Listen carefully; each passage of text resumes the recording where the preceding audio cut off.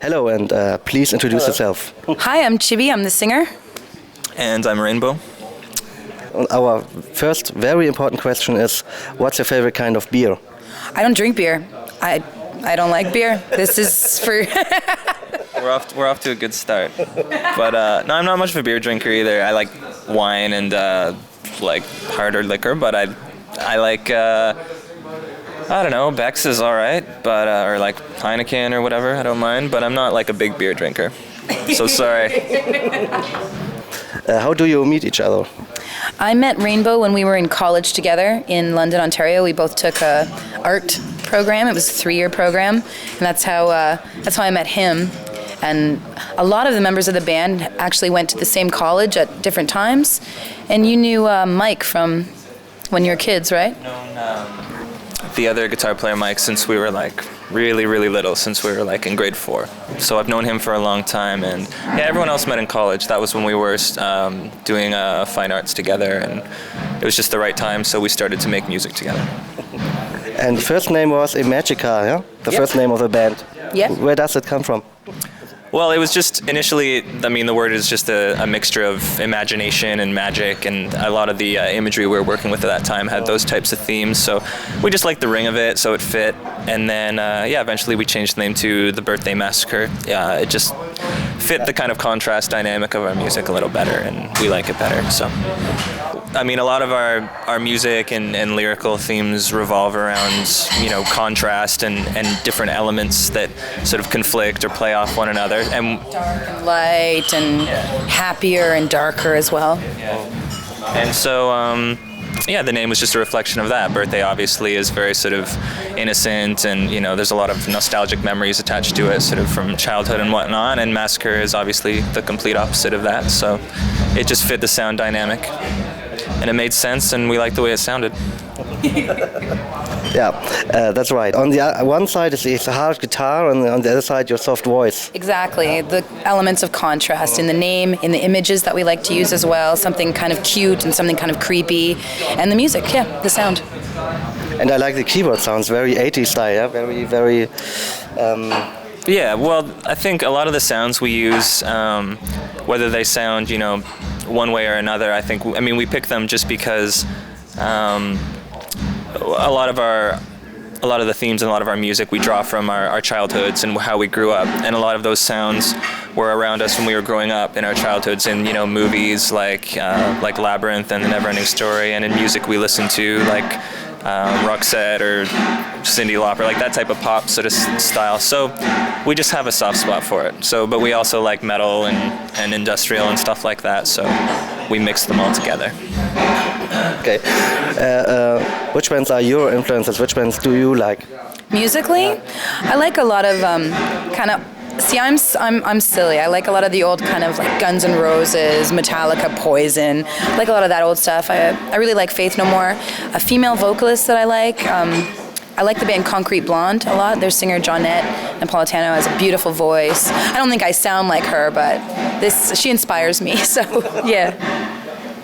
So it's always difficult to record the second album, right? For sure. I mean, with the first album, you can take your time because no one's expecting anything. You can just take your time, take years to write songs if you want to. But with the second album, we had, a deadline, and there was a period of time that we had to write it. So, yeah, it was different. I think it's a positive thing in the end because we really like to, we're the type of people that are kind of perfectionists in a lot of ways, and if we didn't have a due date or, if we didn't sort of light a fire under ourselves and say it has to be done at a certain time, then we'd be working on it forever. So we needed to working on the album instead of touring right now, probably.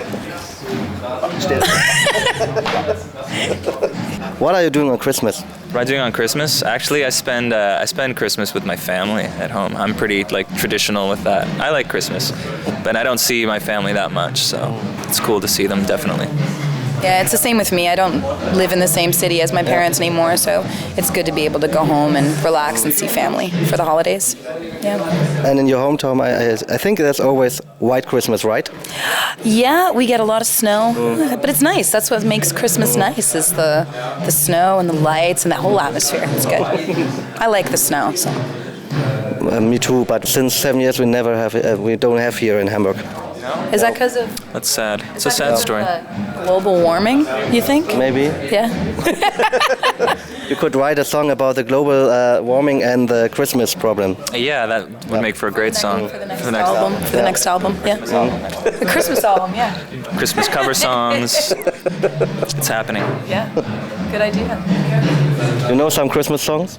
Christmas carols, yeah, like traditional Christmas songs. Yeah, we sure do. You could sing now if you like. What's one that you like? Christmas Carol is fine. In Germany, it's very favorite. O Tannenbaum.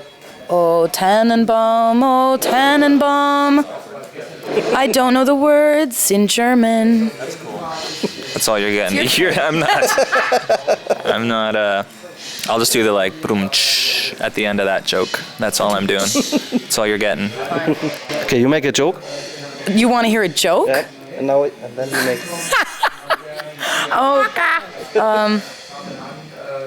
Okay. All right. There's a bar. A snail, a schnecken, climbs up on the bar and says, "Can I get a beer, please?" And the bartender flicks the snail and he goes flying away. 7 years later, the snail comes up on the bar and says, "What'd you do that for?" You have to do. No. Oh, sorry. Thanks, buddy. Thanks. And a beer joke, very funny. Yeah, Cool. I was trying to tie it in to the first question. Cool. Now it's your turn to tell a joke. I don't have any jokes. I'm dead serious. It's the yin and yang right here. She's all fun, and I'm just no fun over here. It's not happening. Two sides of Birthday Massacre, no? Yeah. There you go.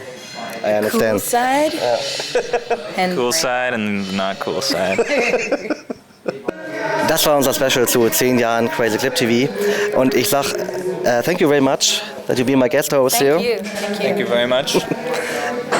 Yeah, very nice. And can you sing me a birthday song? Of course. Happy birthday to you. Happy birthday to you. Happy birthday, Crazy Clip TV. Happy birthday to you. Beautiful.